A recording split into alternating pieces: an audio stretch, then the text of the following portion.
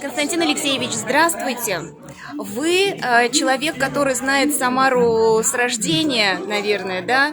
Видели, знаете, как все происходило. Вот такой грандиозный проект сделан. Ваши ощущения, мысли, что думаете? Какое будущее у этого парка? Вы знаете, небольшая неточность.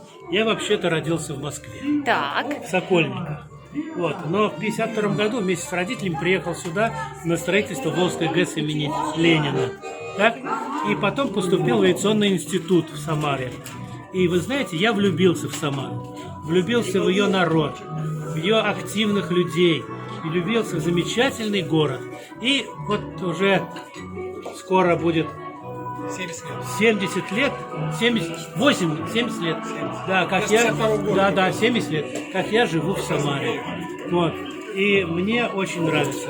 Вот этот проект, который по инициативе наших национальностей организовал губернатор Дмитрий Чазаров, это замечательнейший проект. И, конечно, большое спасибо всем нашим национальным диаспорам, которые откликнулись на это дело. Потому что здесь не все только за счет бюджета.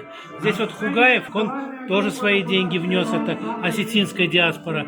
Много внесли татары, практически все сделали. Наш главный даже подарил, вот, пожалуйста, буфет великолепный. Поэтому я лично считаю, что диаспоры должны свои дома вот эти поддерживать, а в бюджете области должна быть отдельная строка, которая вот эту этническую деревню, так скажем, поддерживает и в хорошем состоянии. Но у нас губернатор энергичный, люди активные, вот татары самые активные, можно сказать. Я думаю, что все будет хорошо, и эта деревня будет существовать вечно. И нашим потомкам будет нести традиции, вероисповедания, традиции жизни, традиции семьи нашей национальной диаспоры и во всю общность людей Самарской области. Прекрасно. То есть получается, что Самарская область в себя вобрала такое количество национальностей, что, получается, здесь, в Самаре, нашлись люди, энтузиасты, которые наполнили свои дома экспонатами, рассказывают, ведут экскурсии. То есть великолепно. Такая дружба. Да, совершенно верно. Когда я первый раз вот в 91 году стал губернатором, я решил посмотреть некоторые позиции исторические по народонаселению Самары. И я удивился, у нас 156 национальностей. Знаете, такая область, там всего у нас 63 тысячи квадратных километров, там 3 с небольшим населения миллионов.